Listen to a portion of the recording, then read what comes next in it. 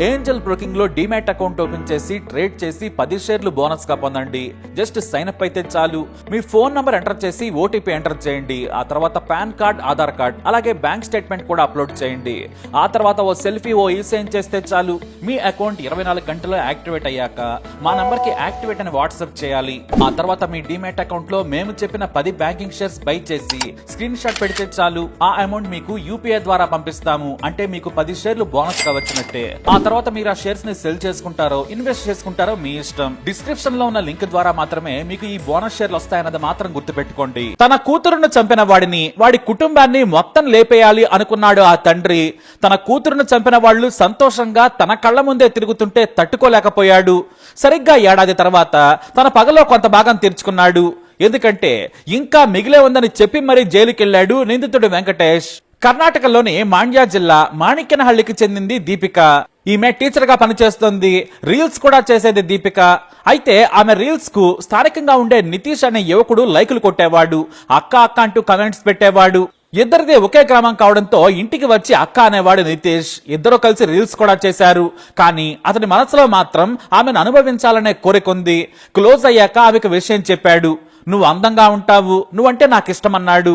కానీ ఆమె కాదంది. అతనితో రీల్స్ చేయడం తగ్గించింది. అయినా కూడా ఆమెకే లైక్ కొట్టేవాడు.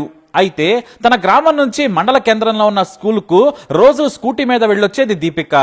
ఆ క్రమంలోనే ఆమెను ఫాలో అయ్యేవాడు. ఇటు దీపికకి అప్పటికే పెళ్లి కూడా అయింది. అయినా సరే అక్క అంటూ వెంటబడుతున్నాడు. ఎవరో అనుమానించదులే అని అతని లవ్ కు ఓకే చెప్పింది. అలా ఇద్దరి మధ్య అక్రమంబంధం మొదలైంది. ఇక దీపిక భర్త పేరు లోకేష్. అప్పటికే 9 ఏళ్ల కొడుకు కూడా ఉన్నాడు. గ్లామర్ లో దీపిక విలేజ్ టాప్ బ్యూటీ. మరోవైపు నితీష్ ధనవంతుడు. అతని తండ్రి నరసింహగౌడ వ్యాపారం చేస్తాడు. లోకల్ పొలిటికల్ లీడర్ కూడా. డిగ్రీ పూర్తి చేసిన నితీష్ తనకంటే వయసులో పెద్దైన దీపికతో అక్రమందాన్ని కొనసాగించాడు. ఆమె అందానికి ఫిదా అయ్యాడు. ఇక రోజు స్కూల్కి వెళ్లేందుకు క్రాస్ రోడ్ దగ్గర తన స్కూటీని పార్క్ చేసి ప్రియుడి మీద బైక్ తో తిరిగేది దీపిక. సెలవు పెట్టినా స్కూల్ కి వెళ్తున్నానని చెప్పి అతనితో కలిసి షికార్లకు తిరిగేది. దీంతో ఈ విషయం కాస్త దీపిక భర్త లోకేష్ కి తెలిసింది. దీపికను మందలించాడు. ఇష్టం లేకుంటే నన్ను వదిలేసి వెళ్లిపోవచ్చు, కానీ నా కొడుకుని నాకే ఇవ్వు, నీకు నచ్చిన వారితో తిరుగు, ఇలా నా పరువు తీయద్దని చెప్పాడు. కానీ వినలేదు దీపిక. భార్యాభర్తల మధ్య గొడవలు జరిగాయి. చివరకు నితీష్ కూడా వార్నింగ్ ఇచ్చాడు లోకేష్. మరోసారి నా భార్యతో తిరిగినా, ఆమెకు ఫోన్ చేసినా పోలీసులకు ఫిర్యాదు చేస్తానని బెదిరించాడు. అయితే నితీష్ మాత్రం నాకు ఆమెకు ఏ సంబంధం లేదని బొకాయించాడు. అయినా దీపిక నితీష్లు రహస్యంగా కలుసుకునేవారు. దీపిక ఒక్కరోజు కలవకపోయినా నితీష్ విలవిలలాడిపోయేవాడు. ఫోన్ చేయకపోయినా తట్టుకోలేకపోయేవాడు.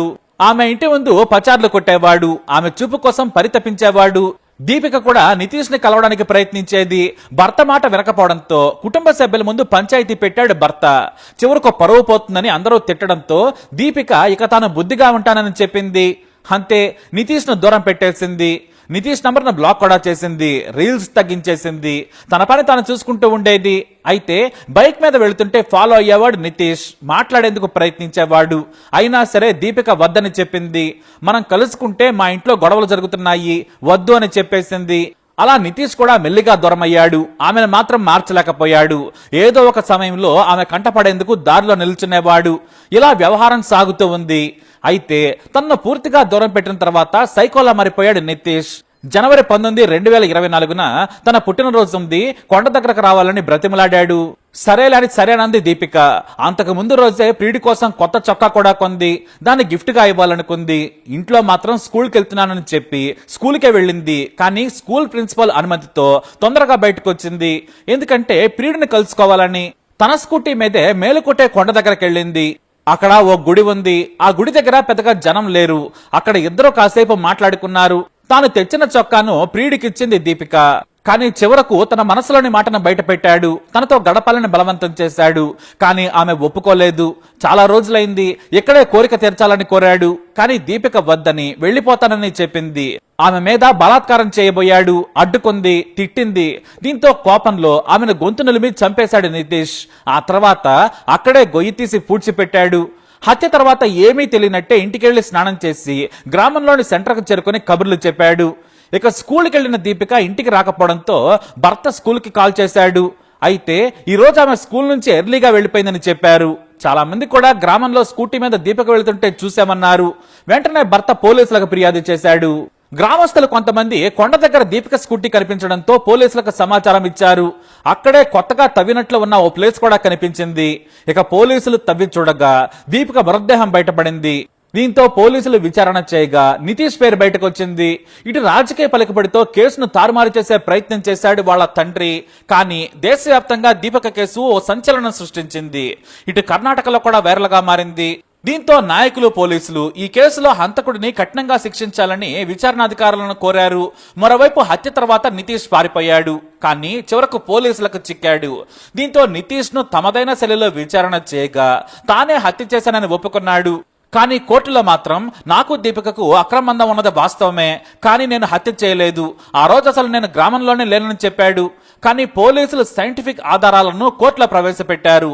అందుకే నితీష్ కి 6 నెలలైనా కూడా బెయిల్ రాలేదు. మరోవైపు తన బంగారం లాంటి కూతురు దీపిక హత్యకు గురి కావడంతో తండ్రి వెంకటేష్ తట్టుకోలేకపోయాడు, మనోవేదనకు గురయ్యాడు. ఆనాటి నుంచే గ్రామంలో వెంకటేష్ నితీష్ కుటుంబ సభ్యులతో గొడవ పెట్టుకోవడం మొదలు పెట్టాడు. పెద్దల దగ్గర పంచాయతీ కూడా జరిగింది. నా బిడ్డను చంపిన నీ కొడుకుని వదిలిపెట్టను, మీరు గ్రామంలో ఎలా ఉంటారో చూస్తానని హెచ్చరించేవాడు. కానీ గ్రామ పెద్దలు సర్ది చెప్పేవారు. 2 కుటుంబాల మధ్య వైరం మాత్రం కొనసాగుతూనే వస్తుంది. ధనవంతుడైన నితీష్ తండ్రి నరసింహగౌడ గ్రామంలో పలుకుబడి ఉన్న వ్యక్తి అయినా కూడా వెంకటేష్ తో వైరం అంటే కాస్త వెనక్కి జరిగేవాడు. అతని కోపాన్ని తట్టుకోలేకపోయేవాడు. ఇక మరోవైపు దీపిక తండ్రితో పాటు ఆమె బాబాయిలు, అక్కలు, వారి పిల్లలు కూడా నితీష్ కుటుంబంపై పగ పెంచుకున్నారు. మా పరువును తీసి పైగా హత్య చేశాడని నితీష్ ను చంపాలని ప్లాన్ చేశారు. కానీ అతనికి చాలా ఆలస్యంగా బెయిల్ వచ్చింది. కానీ దురదృష్టం కొద్దీ అతనికి చాలా ఆలస్యంగానైనా బెయిల్ వచ్చింది. గత ఏడాది సెప్టెంబర్ 3వ వారంలో బెయిల్ మీద ఇంటికొచ్చాడు నితీష్. ఈ విషయం తెలిసిన దగ్గర నుంచి నితీష్ ని చంపాలనుకున్నాడు వెంకటేష్. తన కూతురును చంపిన వాడిని చంపితేనే తనకు మనశ్శాంతి ఉంటుందని సన్నిహితులకు చెబుతూ ఉండేవాడు. దీంతో నితీష్ గ్రామంలో చాలా జాగ్రత్తగా తిరిగేవాడు. తన స్నేహితులు, కుటుంబ సభ్యులు ఉంటేనే బయట తిరిగేవాడు. పొలం దగ్గర కూడా తక్కువగానే వెళ్లేవాడు. తండ్రి నరసింహగౌడ వ్యవసాయ పనులు చూసుకునేవాడు. అయినా సరే నితీష్ కోసం కాపు కాయటం మొదలు పెట్టాడు వెంకటేష్. నితీష్ మాత్రం దొరకలేదు. వచ్చిన తన బంధువులు, స్నేహితులతోనే బయట తిరుగుతూ ఉన్నాడు. అది కూడా బైక్ మీద వెళ్లి సరాసరి ఇంటికి వెళ్లేవాడు. అలా 2025 సంవత్సరం కూడా వచ్చింది. జనవరి 19, 2025న తన కూతురును చంపిన నితీష్ ని అదే రోజు హత్య చేయాలని వెంకటేష్ కూడా ప్లాన్ చేశాడు. తన కుటుంబ సభ్యులతో కలిసి వెతకడం మొదలు పెట్టాడు. కాపు కాసినా కూడా నితీష్ దొరకలేదు. అయితే వెంకటేష్ తన గురించి వెతుకుతున్నాడని తెలిసి ఎక్కువగా బెంగళూరు లేదంటే చుట్టాలింటికి వెళ్లేవాడు నితీష్. అయితే తండ్రి నరసింహగౌడ మాత్రం అక్క పెళ్లయ్యాక బెంగళూరుకు వెళ్లిపోమని కొడుకుకు చెప్పాడు. పెళ్లి చేసుకుని అక్కడే ఉండు, మేం కూడా అక్కడికే వస్తాం, ఈ గొడవలు, హత్యలు వద్దని చెప్పాడు. నితీష్ కూడా సరేనన్నాడు. అయితే ఎంత రెక్కి నిర్వహించినా కూడా నితీష్ మాత్రం చెక్కడం లేదు. మరోవైపు నితీష్ అక్కకు పెళ్లి కుదిరింది. ఎంగేజ్మెంట్ కూడా గ్రాండ్ గా జరిగింది. అందరూ పెళ్లి పనుల్లో బిజీగా ఉన్నారు. ధర్మస్థలంలో పెళ్లిని గ్రాండ్ గా చేయాలనుకున్నారు. దీంతో వెంకటేష్ కు మరింత కోపం పెరిగిపోయింది. తన కూతురుని చంపిన వాళ్ళు సంతోషంగా ఉన్నారు. నా కూతురును నాకు లేకుండా చేసి నితీష్ తండ్రి తన కూతురు పెళ్లి చేస్తున్నాడని రగిలిపోయాడు. మరో వారంలో పెళ్లి పెట్టుకుంటారని తెలిసింది. దీంతో ఈలోపే కనీసం తండ్రి నరసింహగౌడనైనా చంపేయాలనుకున్నాడు.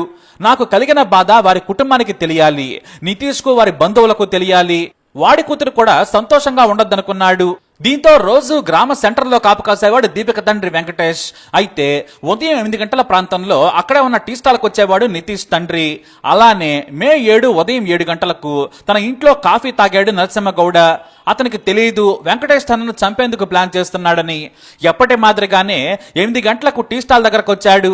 మళ్లీ టీ తాగి అక్కడే పేపర్ చదివి గ్రామస్తులతో కబుర్లు చెప్పడం అతనికి అలవాటు. ఇది రోజు చేస్తున్నాడని వెంకటేష్ కి తెలుసు. దీంతో తన సోదరుడు మంజునాథ్ తో కలిసి ప్లాన్ ప్రకారం టీ స్టాల్ దగ్గరకు వచ్చాడు. యారా, నా కూతురుని చంపి మీరు సంతోషంగా ఉంటారా అంటూ కత్తి తీసుకుని ఒకేసారి ఛాతిలో పొడిచాడు. ఆ తర్వాత సోదరుడు కూడా పొడిచాడు. ఆ తర్వాత నరసింహగౌడ గొంతు కూడా కోసేశారు. అక్కడే ఉన్న వాళ్ళు వద్దని వారిస్తున్నా కూడా వినలేదు. పదే పదే కత్తితో పొడిచి అక్కడి నుంచి సరాసరి ఇంటికెళ్లాడు. దీంతో నితీష్ తనను కూడా చంపుతారని ఇంట్లోనే ఉన్నాడు. కానీ గ్రామ పెద్దలంతా వచ్చి పోలీసులకు సమాచారం ఇవ్వడంతో విచారించారు. గ్రామంలోనే ఉన్న వెంకటేష్, అతని సోదరుడు మంజునాథ్ను అదుపులోకి తీసుకున్నారు పోలీసులు. నా కూతురును చంపినందుకే ప్రతీకారంగా హత్య చేశానని వెంకటేష్ చెప్పాడు. మరోవైపు నితీష్ వణికిపోయాడు. నన్నే చంపాలనుకున్నాడు, నేను దొరకపోవడంతో మా నాన్నను చంపాడని మీడియా ముందు రోధించాడు. ఆయన కూతురును నేను చంపలేదు, నేను తప్పు చేస్తే కోర్టు నన్ను శిక్షిస్తుంది, ఎప్పటి నుంచో బెదిరిస్తున్నాడు, నేను దొరకపోవడంతో మా తండ్రిని చంపాడని రోధించాడు నితీష్. అలా రీల్స్ నుంచి అక్రమానందంతో దీపిక హత్యకు గురైంది. నేడు నితీష్ దొరకపోవడంతో అతని తండ్రి హత్యకు గురయ్యాడు. ఈ హత్యతో గ్రామంలో ఉద్రిక్త పరిస్థితులు నెలకొన్నాయి. ఈ హత్య ఎటు దారితీస్తుందనని గ్రామస్తులు చెప్పుకుంటున్నారు. మరోవైపు తండ్రి హత్యకు గురి కావడంతో పెళ్లి ఆగిపోయింది. వెంకటేష్ మాత్రం నా కూతురును కోల్పోయినందుకు నాకెంత బాధ ఉందో తండ్రి చనిపోయినందుకు వాడికి కూడా ఆ బాధ తెలియాలని చెప్పడం విశేషం. అలా ప్రతీకార హత్య జరిగింది. ఈ కేసు మళ్లీ కర్ణాటకలో సంచలనం సృష్టించింది. మరి హంతకుడు వెంకటేష్ చేసిన పనికి మీరేమంటారు? మీ అభిప్రాయాన్ని కమెంట్ ద్వారా తెలియజేయండి. ఈ వీడియో అప్డేట్స్ కోసం మై ఛానల్ ఫాలో అవ్వండి. అలాగే తప్పకుండా సబ్స్క్రైబ్ చేసుకోండి.